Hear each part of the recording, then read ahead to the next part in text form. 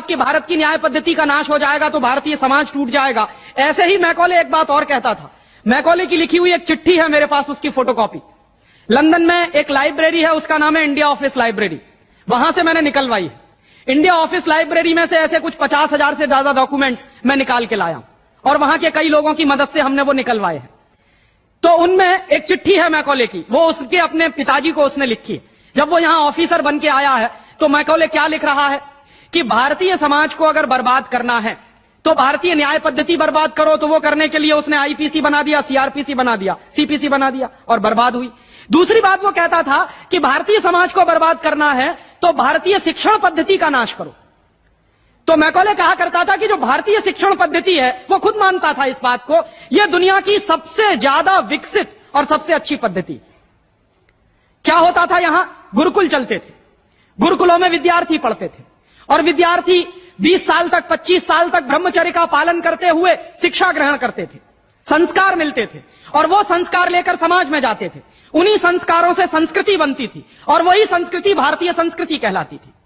ऋषि थे, मुनि थे, बड़े बड़े ज्ञानी थे, महात्मा थे, वो गुरुकुलों को चलाया करते थे और सारे के सारे गुरुकुल जो चला करते थे उनमें वेदों का अध्ययन, पुराणों का अध्ययन, उपनिषदों का अध्ययन, जो भारतीय ज्ञान है, जो भारतीय मनीषा है, उन्हीं सब का अध्ययन संस्कृत के माध्यम से कराया जाता था।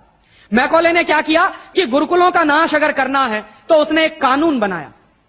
क्या कानून बनाया? संस्कृत में जितने विद्यालय इस देश में चलते थे हिंदुस्तान में अंग्रेजों के जमाने में, उन सबको उसने इल्लीगल घोषित किया, गैर कानूनी। और उसने प्रतिबंध लगा दिया कि संस्कृत भाषा के माध्यम से कोई भी गुरुकुल चलेगा उसको अंग्रेजी सरकार मान्यता नहीं देगी। तो मान्यता किसको देगी? अंग्रेजी के माध्यम से जो कॉन्वेंट स्कूल चलेंगे उनको अंग्रेजी सरकार मान्यता देगी। और उसके लिए बाकायदा उसने कानून बनाया। उस कानून का नाम है इंडियन एजुकेशन एक्ट। और यह इंडियन एजुकेशन एक्ट लागू हुआ 1858 में, आज से लगभग 140 साल पहले। तो 140 साल पहले जो कानून लागू हुआ था अंग्रेजों के जमाने में, वही कानून आज भी चल रहा है। उस कानून के आधार पर मैकॉले ने क्या किया? संस्कृत के माध्यम से चलने वाले गुरुकुलों को बर्बाद कर दिया, कानून बना के उनको बंद करा दिया।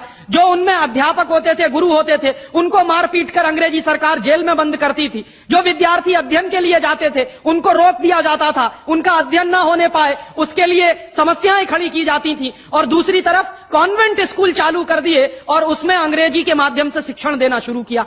एक दिन उसने अपने बाप को चिट्ठी लिखी और इस चिट्ठी में उसने ये लिखा कि मैंने हिंदुस्तान में एक ऐसी शिक्षण पद्धति पैदा कर दी है जिसमें अगर हिंदुस्तानी विद्यार्थी पढ़ेंगे तो पढ़कर निकलने के बाद वो शरीर से हिंदुस्तानी होंगे, दिमाग से सब अंग्रेज हो जाएंगे।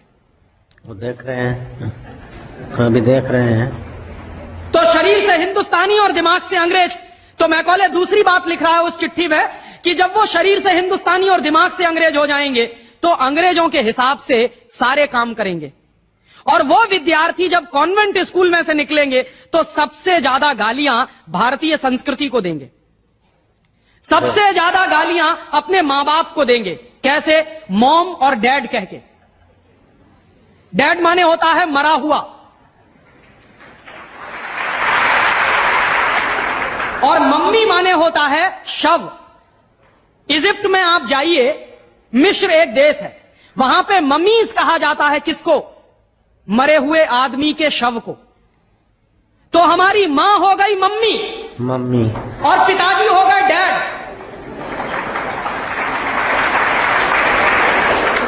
आया कहां से ये? मैकॉले ने डाल दिया हमारे दिमाग में।